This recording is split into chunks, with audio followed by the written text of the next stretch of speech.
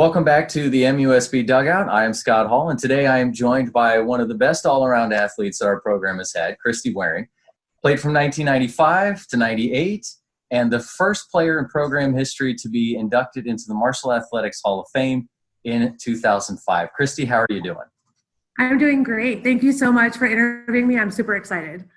Well, good. Glad to have you. Now, first of all, let's kind of let everybody know what you've been getting into since your Hall of Fame career ended back in 1998. What are some of the things that you've been doing?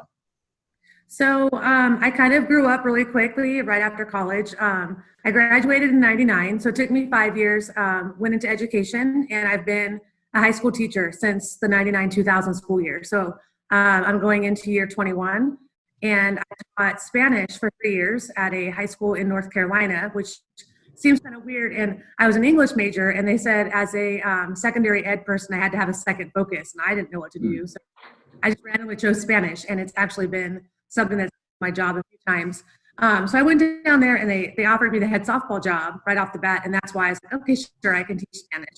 But then I got pregnant like 2 months into my first ever teaching career and coaching career, and so it made things a little tough. Like I said, I grew up, but so ended up moving back out to Arizona just to be closer to family, because I had 2 daughters within 18 months of each other, and California was just too much teacher salary and everything else. So that's how I ended up in Arizona, and I've been here since 2002, and I've been teaching high school English ever since and doing some coaching here and there. It's been a little bit tougher to get a head job out here in Arizona. It's just more of a hotbed for softball. I feel like everybody that teaches at high school was a softball coach if they were, or a softball player that's a female, and it's like not even exaggerating. Last year I did get the head coaching job at the high school I'm teaching at now, and we got 10 games into the season and COVID hit, and so that was the end of that. So I'm hoping that we get a real season this year. That would be good. We're hoping the same thing. We got 25 games into our season, poof, it was gone. So have you enjoyed coaching? I know you said, trying to get into it, because I know you were really excited when you did get this opportunity with the school where you are now. I'm super excited now. I feel like I'm in a really good point in my life that I can really focus on coaching and on the high school girls. Both of my daughters are now off in college, and I do have a 12-year-old son, but it's just not the demands of following them around with all of their club sports and that sort of thing. And I just feel like it's time where I know enough, and I've been now in education long enough that I know how to teach and coach. The first 3 years that I was the head coach in North Carolina, I would say I was awful, probably, coming right out of college, trying to teach girls not that much younger than me. It's been kind of tough, and it's honestly still kind of tough as a female coach. It's still very much a male-dominated sport, as far as coaching goes. And I've coached with several men who I like. They're really nice guys, but it's such a baseball mentality of we're just going to go up there and hit the ball, as hard as we can every single time. There's no real strategy. And I'm someone who likes to play the game, and have knowledge of the game and teach the girls different aspects, because it is such a complicated, beautiful game. And so we were really starting some great stuff last year when everything hit. But yeah, I absolutely love it now. Okay, now, and you said both of your daughters are off to college. Now, I know one is playing volleyball. Now, are they both playing sports at school? Yeah, they're actually soccer. Both of them are soccer. Soccer. Okay. Yeah. And funny, my How younger daughter. What's that? How are they enjoying that? Oh, they're doing really, really well. So my oldest is a junior, and she goes to Dixie State College or University in Utah, and she won this year. And so she's not having her fall season because of everything, but it was a struggle for her getting off to college. Struggled a lot freshman year with being away and things. But my young, oh my gosh, she just went away, and it's like, bye mom, I'll see you in a few weeks or months or whatever it happens to be. And she's at Piedmont College in Georgia, and her head athletic trainer actually is a Marshall graduate. So it's like such a small world out there. And then even when I dropped her off in August, we drove across the country, I dropped her off. And then Coach Louie lives like an hour from where she goes to college. And so I was able to have lunch with her, and I hadn't seen her in probably 18, 20 years or something like that. And it was just like old friends, it was really awesome. That was great for me to sit down and talk to her. I had actually never had a chance to talk to her before, so that first interview was great. But okay, so you went through obviously recruiting when you were a kid. How was it going through that now on the other side where you're the parent of your kid getting recruited? It's terrifying. So I remember, again, talked about my dad, and he had the big old, sorry if my dog gets on the picture, It's all right. camera, and he was always going to every one of my games and filming. And so when it came down to getting recruited, we had to sit down and make my video. I remember him taking out 50, 60 just VHS tapes and finding that one little clip that, would showcase what I could do. And it took him forever. And he spent so much time on that video. And then I remember I had this book, it was about this thick. At the time I wanted to be a physical therapist. And so I looked up every school that had physical therapy and wrote down the addresses. And then we had to get the envelopes and put a VHS in every envelope with the little letter and physically mail them out, and then every day you're checking the mailbox to see, was there something back from a college here and there. And it was just very different now with the digital age and all of that. But I just find it's a lot different now than I think. And my girls always get mad at me. They say, Mom, why don't you move to California? It's so much easier to get recruited if you're from California, because Arizona's not. Just California, I don't know what it is, but soccer, softball, they've just got some really great athletes. And they really wanted to go to California for college. And if you're not from there, it's really, really tough. So, but it was just crazy. But also at the same time, I feel like because I'd been through it, I had a little better head on my shoulders than some of these parents, who they think that their kid is D1, Pac-12 material. And, I knew my little one, she's 5'3" forward, and so not too many big colleges are going to recruit a 5'3" forward, but she's really, really smart. And so she went D3, and I told her there's nothing wrong with that. She's getting a lot of academic help and things like that. And so I tried to keep it in perspective with my girls that D1 is not, the be all end all. There's so much out there now that I didn't even know about when I was younger. Well, and especially from that academic standpoint, depending on what she wants to do, the school where she may be at now might be a lot better than if she had gone to a Division I school. And so that can obviously help her a lot in the long run. But okay, so let's go back in time a little bit. You're back playing ball in La Mirada. Am I pronouncing that correct? Okay. Yeah. So all right, so you're back there in California playing ball. Now, was there a school or a few schools that I know you said you went looking through everybody that had physical therapy, but were there certain few schools that you looked at that you really said, I really want to be able to go there?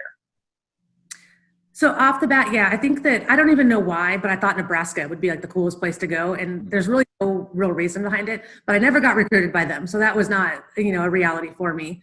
And I was kind of strange where I said, I didn't apply anywhere in California. And I was determined to say, I want to go see what else is out in the world and not just be stuck in, not that California is, the worst place in the world to be, but I saw a lot of my friends, people older than me, and they never got out of La Mirada, and I didn't want to be that girl.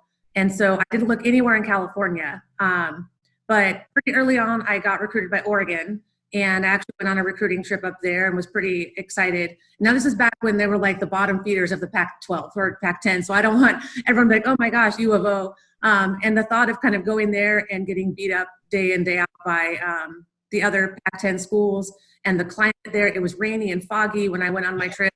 And I actually got stuck in San Francisco, and I'd never flown by myself before and no cell phones or anything. And I'm like, Mom and Dad, I don't know what I'm doing. I remember being at a payphone, freaking out, saying, how do I get on a plane to get home? And so they had to talk to me about what standby was and all that kind of stuff. So it was just kind of a weird little visit. And the other school that I was being recruited pretty heavily by was Florida State. Florida State said they wanted to wait for the spring. They had 2 girls ahead of me, which I was super thankful that they were up front and said, you're number 3 on our list. And I just wanted to get the whole thing over with and be able to enjoy my senior year of high school kind of thing. And so I remember I committed to Louis verbally. And then the next day I got a call from the University of Hawaii, and they wanted me to maybe come out on a visit. And I was like, well, I missed that chance, right? But, nothing else just to go to Hawaii. And Florida State did end up saying their top 2 went somewhere else. But, I looked at it as I was a pitcher, but I wasn't really a pitcher, if that makes sense. Like I did that because that's just kind of what I did. But I love softball so much. And coming to Marshall, I had the opportunity to be a ball player and not just the number 4 in a rotation of, 3 or 4 pitchers. And sitting for 2 years before I ever get an opportunity to play and stuff. And so, yeah, that was just kind of the journey I had, I guess. Well, that was something Louie talked about too, was she always liked to try and get, multi, positional athletes, being able to say, yes, you can pitch, but you're also going to play this position. She talked about that with Missy Frost and some of the other, it was, when you're not in the circle, you're going to be somewhere else. And so, obviously you're talking about how you love to play, but do you remember when you first met and where you were when you first met Coach Louie? So I met Coach Louie through my travel ball team, and it was the California Pirates. And I don't know if you know Heather Michaelis, but Heather Michaelis was senior when I was a freshman. She was my catcher, and she played with Louie at Ohio State when Louie was one of the assistants there. And Heather's sister played on my travel ball team. And so she came out, and she actually was recruiting four of us, or I think three of us ended up going to Marshall. And, that made a big impact on me, number one, knowing that I would know people, going so far away. And just also that it was a brand new program. And how much fun is that to go to a state where, fast pitch softball was still fairly new in that area. And I think that at some level we helped kind of build up the excitement about that. And so I knew it was going to be, an immediate impact kind of thing. So after all that work my dad did and all those letters I sent, it totally ended up being something that just kind of landed in our laps, I guess, and that's just how things work sometimes. And so that really was kind of the selling point for you then. I mean, obviously the chance to be able to play right away, as you said, the brand new program and all that. So that, and the chance to go somewhere else, because you had said you didn't want to really stay in California, you wanted to try somewhere else. So were those really kind of the big selling points for you, along with obviously your other travel ball teammates, a little familiarity and going to Marshall? Yeah. And, I came on my visit, and what a fun place. I got to come out in October during football season, go to a football game. The weather was perfect. I'd never really seen the seasons. And the girls that were already on the team, Laura McLaurin and Missy Frost, Tracy Mann, all of those girls, Carrie Hinkle, they came in and we just had a blast. And so the idea of it was really exciting. But from the visit I went there, and I hated the recruiting visits. I don't know how other people feel, but getting put in a dorm with someone you don't know and you're just sitting there for 48 hours and it's kind of awkward. It just felt like a right fit for me. And of course, my parents were like, okay, what are we doing here? They were freaking out a little bit. And even some of my friends now are like, how in the world do you let your daughters go away to college? And I'm like, how can I not let them go away to college? It's really probably the best thing that ever happened to me. And, I always tell them, you can always go home, but getting to go someplace like Marshall and, it was really, really great. Well, that's great. And so then, okay, so now you're coming across for your freshman year. How was that move across the country? Oh, I had a terrible freshman year, I would say. I wasn't terrible, but there were times I think that I called home crying a lot. The transition from high school and travel ball to college softball and being away from home is really, really hard. And that's what I don't think a lot of girls are used to. And this is why some go home and that kind of stuff. And I had no idea what to expect. And I know even after my freshman year, I think I packed up everything and said, I'm going home, and I don't know if I'm ever going back to Marshall. Once I got there for my sophomore season, there was never a thought in my head that I wouldn't go home. I stayed for summer school sometimes and everything else. But that freshman year, dorm life, hours upon hours of softball, 300 pitches a day, doing all that kind of stuff. I don't know if Coach Louie talked to you about our swimming experiences, but Marshall did not have a swim team when I was there. And people actually asked her if they could join the swim team because she thought we were the swim team. And so, it was just, I didn't really even know what to do. My first semester, I think I got 2 B's and 2 C's, and I was a pretty good high school student. And it was a big shock for me, definitely. And it really, really made me grow up a lot because I would kind of describe myself as a little bit spoiled, a little bit of a diva, maybe when I went to college. And Louie was not putting up with that. My teammates weren't putting up with that. And it really made me grow a lot that year. So how was it then, really kind of mixing in with your new teammates and your new coaches then, coming in there as a freshman? Well, I feel like because Stephanie and Lisa, we were another one named Danny. I don't know if you ever know who Danny Rodriguez is. We were the 4 that came in from California, and Danny only lasted about 2 weeks, and then she went home. And she was the other pitcher that Louie recruited with me. And so that left just Missy and me as the two pitchers that year, which is why I had all those billions of innings and stuff. But I feel like the Ohio and West Virginia girls, they kind of looked at us and we kind of looked at them, and we didn't really know what to think of each other. And I know we went to what's the theme park called it's in Cincinnati, or it's in Ohio, Kings Dominion or Kings. Oh, Kings Island. Kings Island, thank you. Yeah. So I remember we first met them and we all went there. And that was one of those awkward, I think, experiences ever. And Stephanie, and I didn't know travel ball girls that well because they lived pretty far from me. Travel ball, we didn't go to high schools or anything like that. And I remember just looking at them and we're like, well, do they hate us? And we didn't know if they were happy we were there or if they were really like angry that, oh my gosh, these girls came all the way from California. What do we do now? But once we got into our fall season and things like that, it was pretty quick, that we got used to things. The other thing though, what people don't always understand is when you're being recruited, the coach says everything you want to hear and they're whining and dining you and they're calling you. And we had tryouts, I remember, and I was not used to the humidity at all. I was like, I can't breathe in this. It's not what I'm used to. And I'm pretty sure that Louie wanted to make the girls that were walking on that she didn't want, just not want to come back. And so it was the most miserable, the hardest practice I've ever been through. She had this drill called numbers and I was sweating and I was looking over at these girls sitting on the bench drinking water. And I'm like, what, that's an option? I was like, I don't think we're allowed to do that. And she told us, you're not guaranteed a spot, even if you're on scholarship and all of this. And so I was terrified as a freshman. And so I don't think I was really ready for the intensity of Louis when I first came in. And with that kind of mixed with knowing if the girls liked us or hated us, it was a little bit intimidating, definitely. And I know that's usually a lot of switch for a lot of kids because, when you're playing in high school and everything, you're really not going through all of those drills and all of the work and everything that you end up having to do in college, going through things with the strength coaches, your athletic trainers and all that sort of stuff. So I know that's definitely an adjustment. And just talking about with not being used to the humidity, I remember years ago when I used to do a call-in show at WMUL with the softball team, and Coach Stan would always bring in a couple players.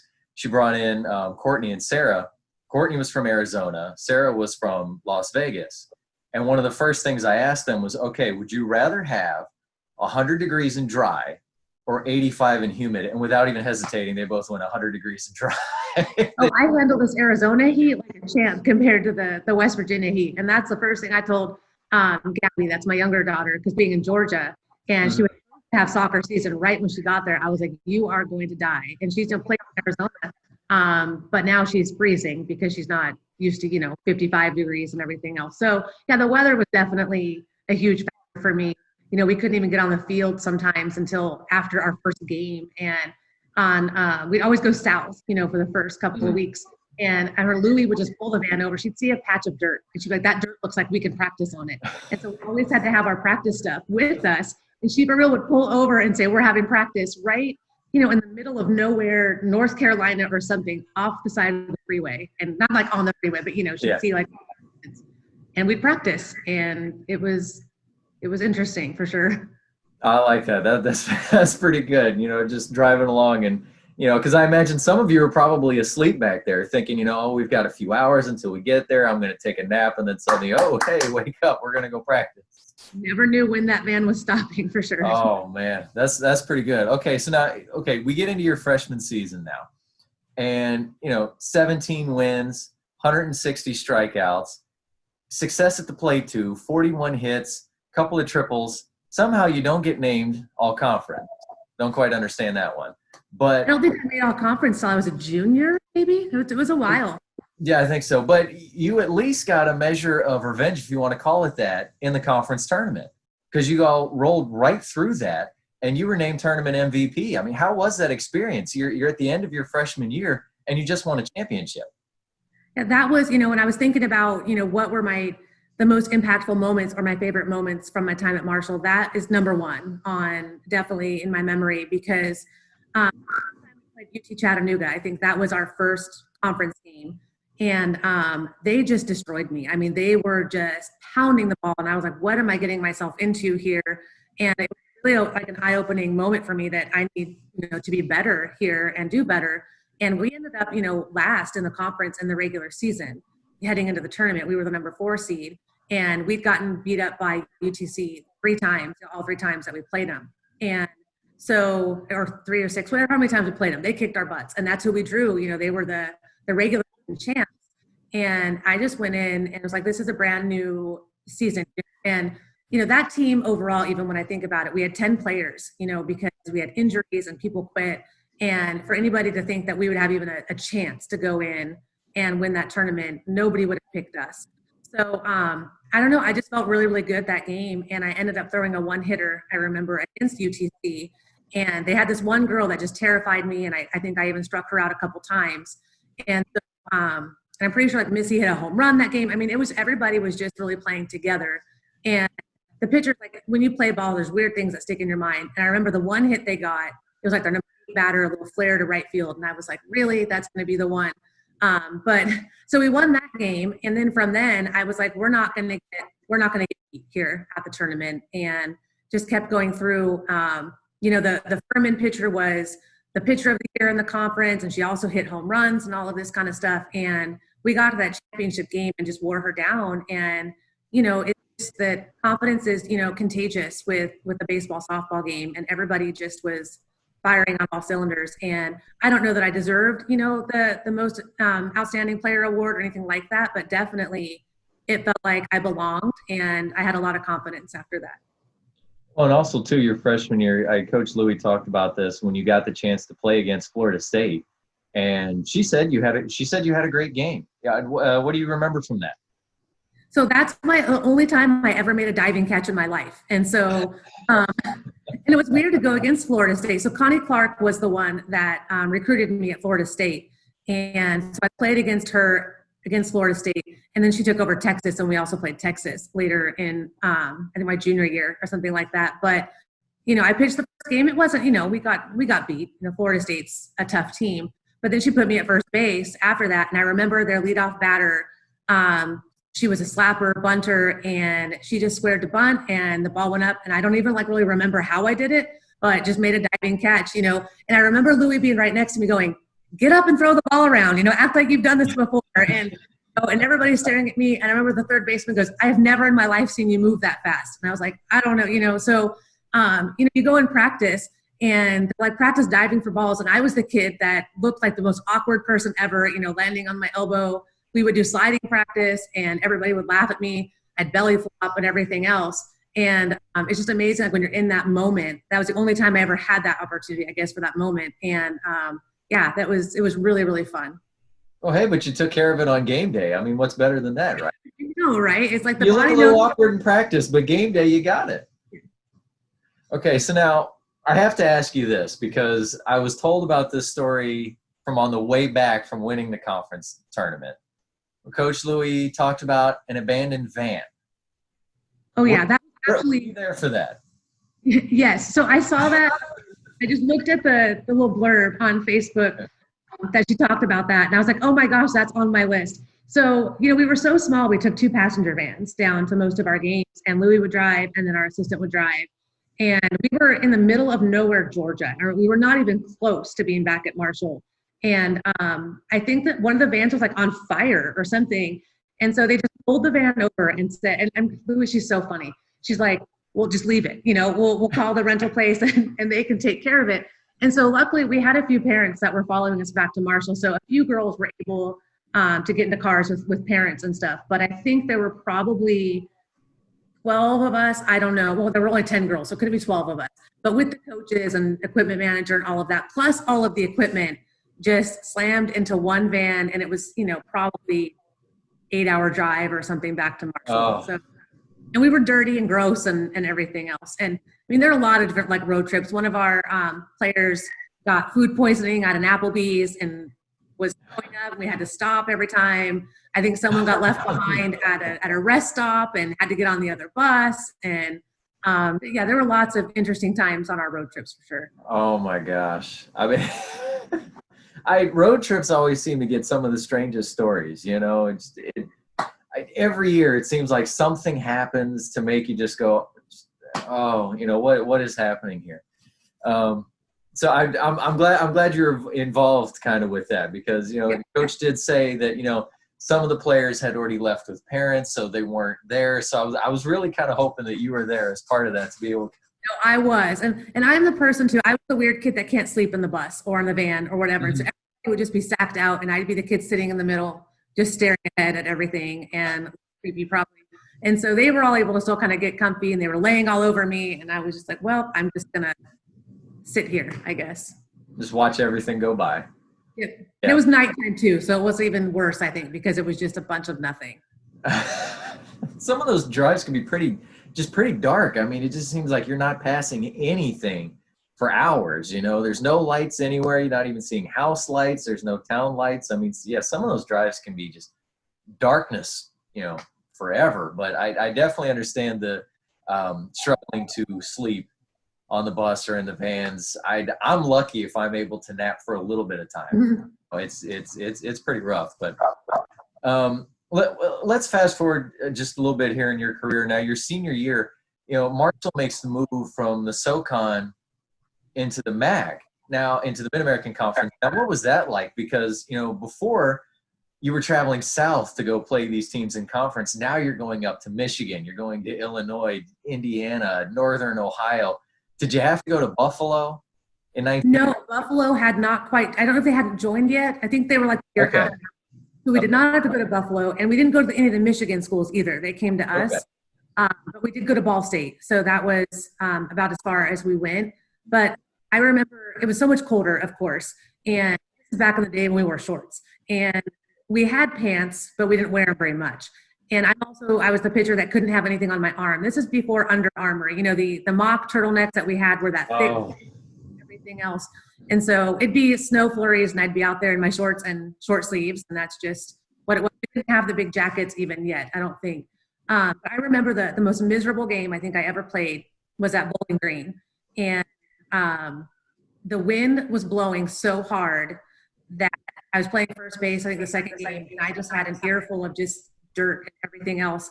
And I'd never wanted to be off a softball field more in my life than and it was a terrible day. I think went 0 for 8 that day too. And I was just like, oh, let's get the heck out of here and go to Miami, for the next day, which is rainy kind of and everything else. But, Marshall, we get a lot of snow there too. So it wasn't that much difference, but I did miss going south quite a bit for some of those warmer games for sure.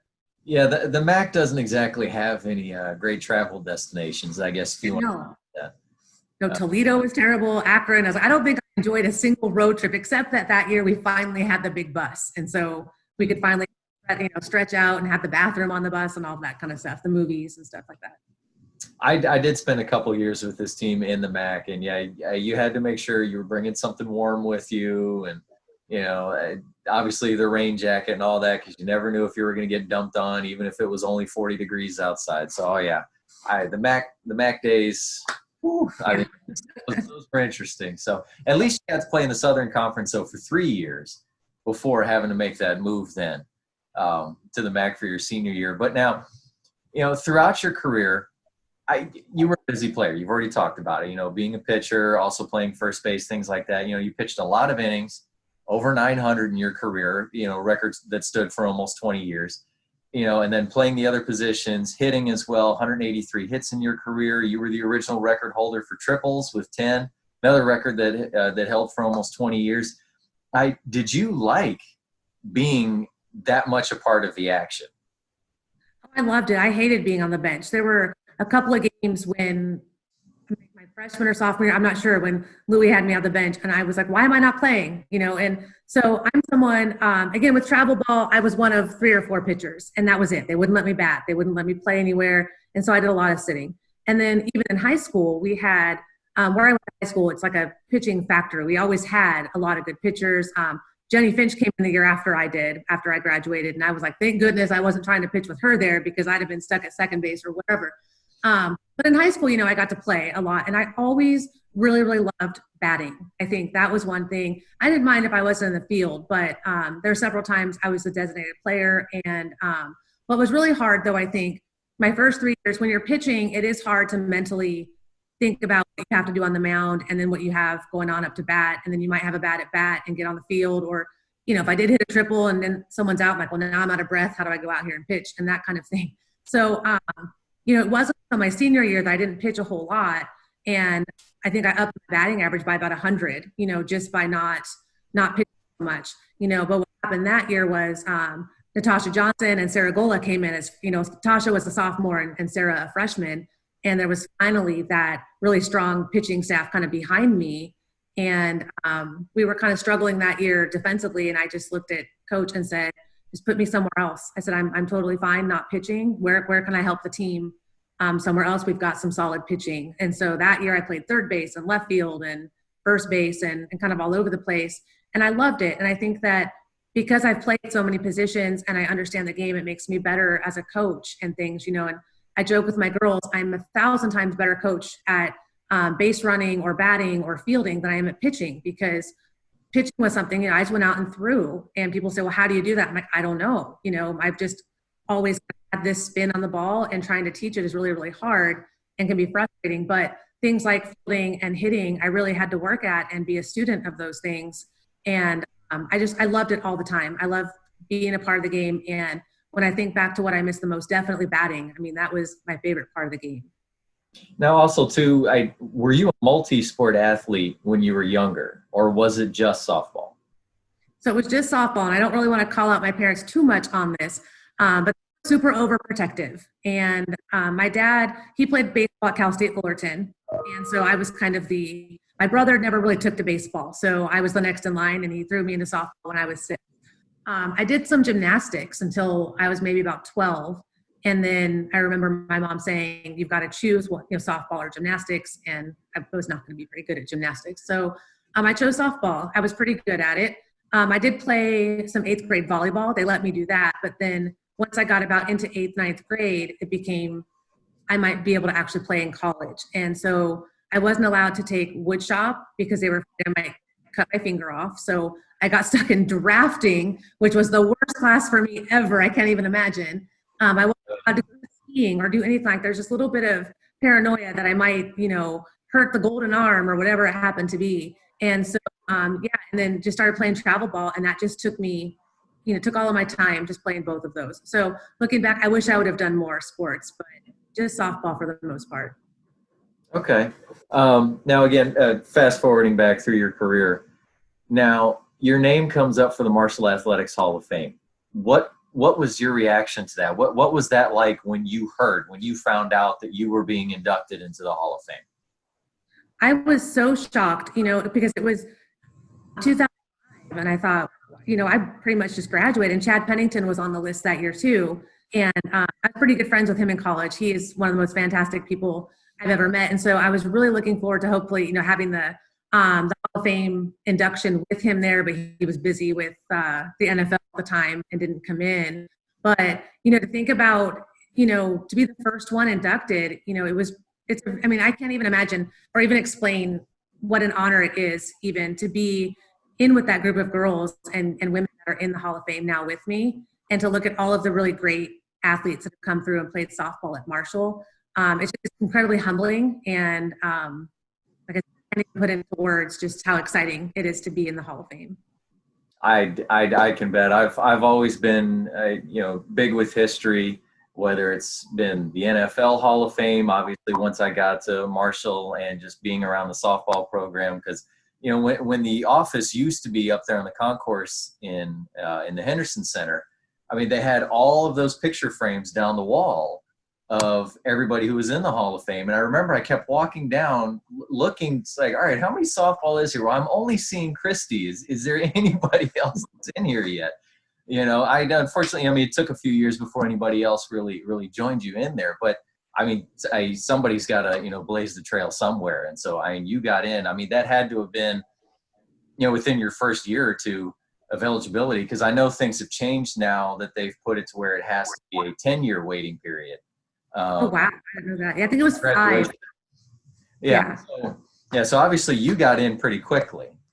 So obviously they thought very highly of you and your career here. That really just had to be just an amazing experience.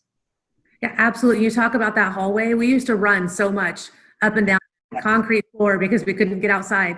And I remember my sophomore, junior, senior year, every time I went by those pictures, I thought, how awesome would it be for my picture to be up there? And I want to be in the Hall of Fame. And I thought about that, thinking, what could I do better for the team, for the program, and things like that. And I haven't had a chance yet to visit the new building or anything like that where they have all that Hall of Fame stuff, but it looks so amazing. But yeah, every time they list the newcomers for the Hall of Fame, I'm always looking on there for which softball players. And you can like start looking at them now. But I mean, the program itself, it's amazing what's happened with the program, for real. Yeah, there's going to end up being a log jam of them at some point. You know, they're going to have me trying to figure out, okay, do we put in her this year or her this year? Do we get them both in together? You know, something like that. I can't wait till that day when there's players that obviously I got to be around, you know, and really get to see their careers more and more. I mean, a few of them obviously have, you know, Jessica and Amanda, you know, Sierra and Folden, you know, so some of those that I have been around, but, you know, still obviously now getting this chance to talk to you, you know, one of the original players. But so, okay, you've already talked about traveling and some of those stories. You know, did you enjoy going out on the road and doing some of that traveling? Because you know how there are some players who they love to play, but they hate the travel part of it. I actually looked forward to most of our road trips. I didn't like the field at Marshall much. Like we did not have a very good home field advantage. And I think my senior year, we were like 0-15, I think, at home. Like, I don't think we won a single game at home. And I know that Louis talked about like the poles being on the wrong side. And I don't even think it was like real dirt on the field. I mean, we were picking up rocks all the time off of it. It was just kind of a weird location, but it was always fun, and always fun to go see the different stadiums. And, you know, getting to play at a Florida State stadium. I mean, you walk on that field and you feel like you're big time, you know. Senior year, she made us a promise that we'd get to California, and she was made good with that promise. And so we flew to California, and some of the girls, it must have been my junior year that we flew for the first time. I remember that Ellen had never been on a plane before, Ellen Greenslate, and it was a nervous wreck kind of thing. And it felt so fun to put on your team sweatsuit, you know, go to the airport, and you've got all your gear, and people are kind of, you know, you feel like a celebrity almost. And so I absolutely loved the travel. The only part I would say I didn't like was getting home at like 3 a.m. and then coach saying, I'm going to be at your 8 a.m. class to make sure you're there. And she'd be standing outside the door, and I'm here today. But some of the pranks and stuff like that we would play, you know, on each other in the hotel rooms, and the things that we would do when coach thought we were sleeping, she probably knew what we were doing, you know, some of the time and everything else. But it just, I don't know. I tell my daughters, I said, you will never have better friends than the friends that you have that are on your team in college, because I can go years and years without seeing them, and it's just like, you know, old friends. Just the road trips and stuff like that. You really become family, and I loved it. Well, so then, okay, do you have any funny, obviously appropriate stories about some of your teammates, you know, things that, you know, you can look back on now and they still make you smile, they still make you laugh? So, I mean, there's like some little things. I don't know, you know, the spray that they put on ankles to make it really sticky before they wrap an ankle. Yes. We would take that from the trainer's bag, and sometimes we would spray that on toilet seats. And it's really, really terrible. And I remember, this is really bad. One time we were on the bus, and we were like, we want to see who's like sit on the toilet in the bus, because we're like, oh, that's gross, whatever. And so we'd spray that, and then we knew if somebody got stuck that I mean, that's terrible. We would take the freshmen like uniforms, throw them in the pool, so then they had to figure out how to get them dry for the next game. You know, nothing too terrible, but just, I don't know. There's some other stuff I probably shouldn't talk about, but those were some of the more tame things that we did. And it wasn't always me. I was more of like I'm a rule follower, and I would kind of sit there and watch other people do it and laugh, but I didn't always participate, I would say. You weren't the one planning. No, definitely not. So, and I won't name the names of those that did it, but they know who they are for sure. You never know. If I end up talking to them, they might admit it. They might sit there. Yep. They probably would. They would not be shy about it at all, I don't think. Okay. Well, you mentioned a little bit before getting into your freshman year, but what was Coach Louis like during practice and games? She was, She's the only coach at this program that I haven't experienced, so I haven't had a chance to watch that. well, she's probably the most intense coach I've ever had in my life or ever seen in my life. And there were times that I was absolutely terrified of her. And she was the type of coach where if I made a bad throw, I was like, don't even look at her, don't even look at her. And she'd be right in your ear, you know, screaming at you. And I still have, I would call it PTSD of the phrase on the line. Because if we weren't warming up correctly, if we weren't talking enough in warm-ups, it was on the line, and we were gassers, we were suicides, whatever we're allowed to call them now. And I still tell my kids every time I hear that phrase, it takes me back because I hated it so much.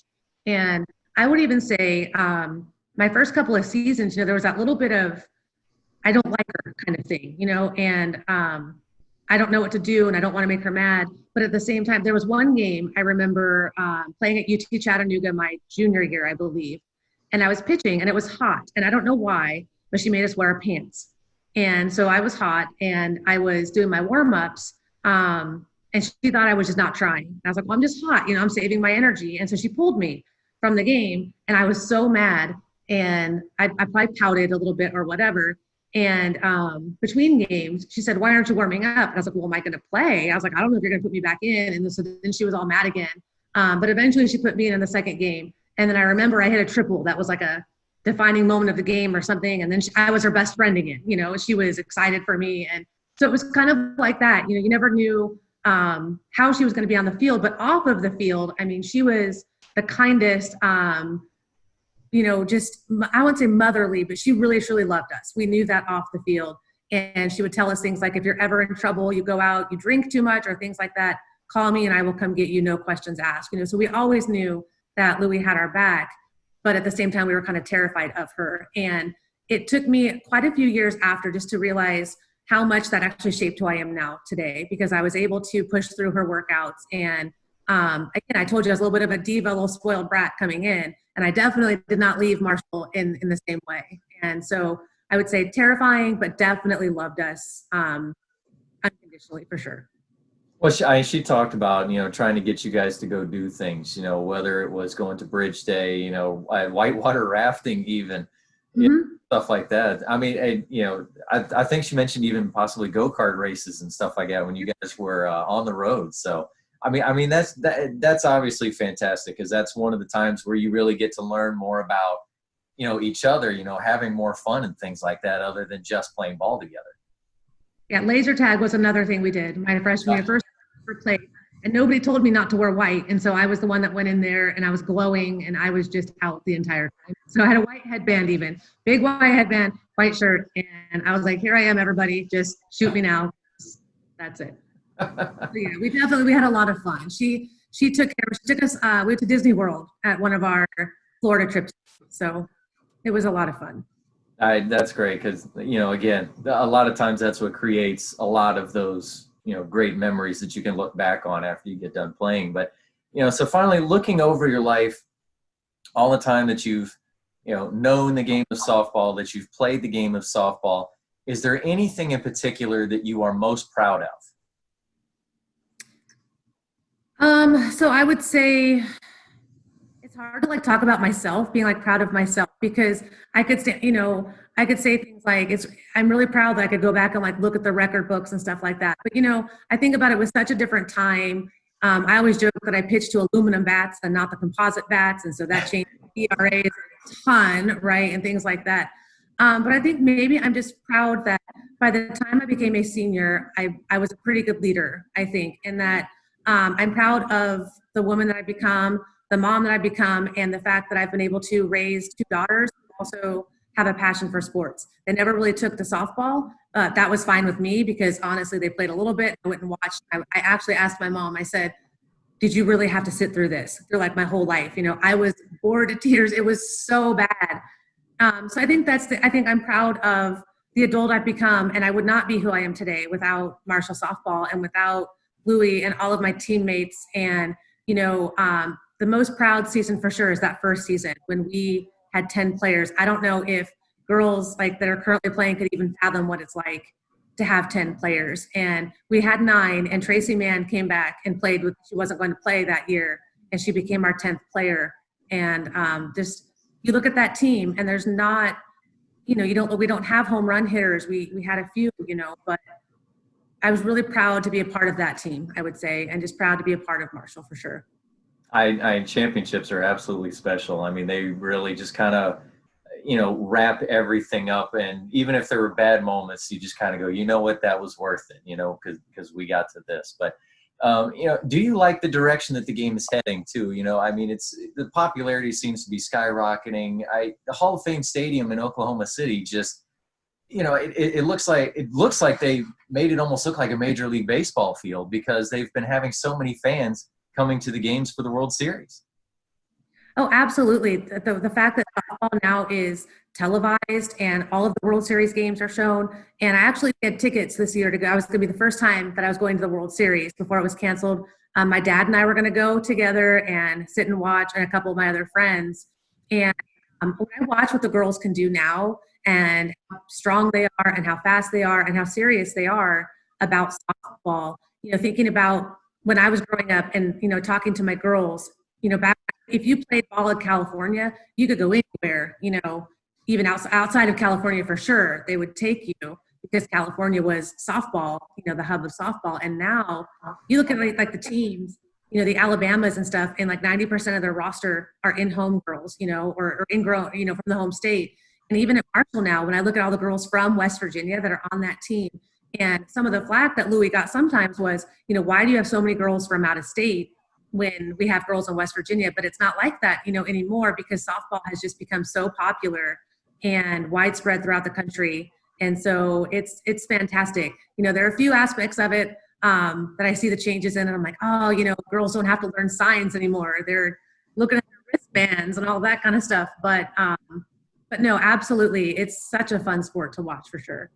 Well, I definitely think that obviously, especially here in this state, Marshall being the only Division I program in the state, I mean, you all really laid the foundation to build that popularity up, to be able to see a lot of those players in state be able to have that success. Players like Ashley Gu, Andy Williamson, Morgan Zirkle. I mean, Zirkle getting to play on the national level and on the pro level, and being from West Virginia. So I mean, you all really did that. Really helped build that up so that you could give these kids, something to look forward to. But so, is there anything else you would like to add? Any message that you would like to give to the viewers? So I imagine most of the viewers are probably already in either playing softball or have already played softball for Marshall and that sort of thing. But like I said before, those girls that you play with in college, those are your and stuff. Those that's your family. Also, that it goes by so fast. I think back. I'm 44 years old, and I can think about standing on the softball field at Marshall, at Florida State, wherever I happen to be, in those moments.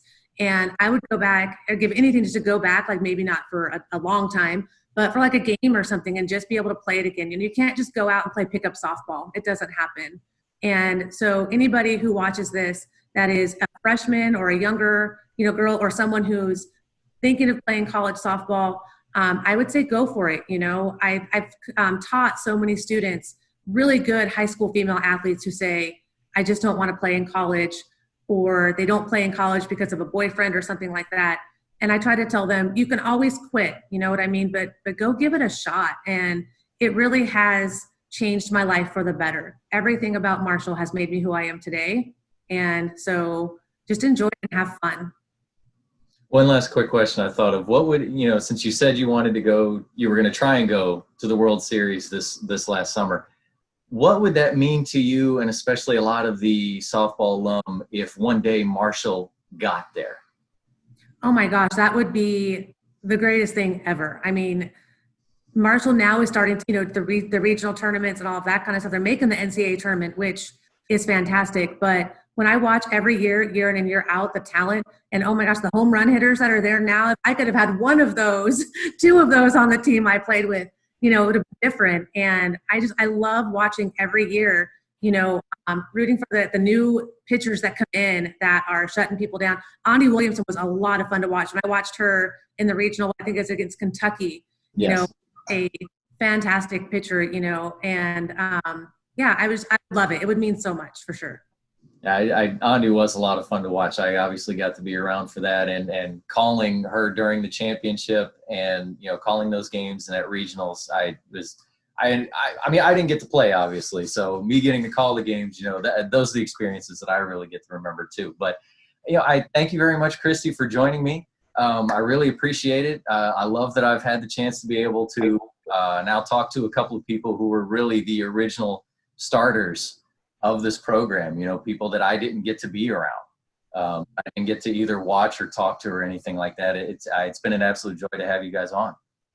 Thank you so much for thinking of me for sure. Like I said, I'm truly honored to be able to talk to you and hopefully, get some of the message out to the other girls and stuff like that. And I can't wait to see all the new interviews after this. So I Hey, I'm trying to, think of, because I don't want exactly just like go in chronological order. So I'm trying to think of, where can I jump around and things like that, try and get some of the newer, some of the people in between, and then obviously, talking to you all who were on the original teams. But so ladies and gentlemen, Cristy Waring, Marshall Hall of Famer, and you can find her name still all throughout the MUSB record book. And in fact, I looked it up earlier today. It appears over 150 times. Your name is still there.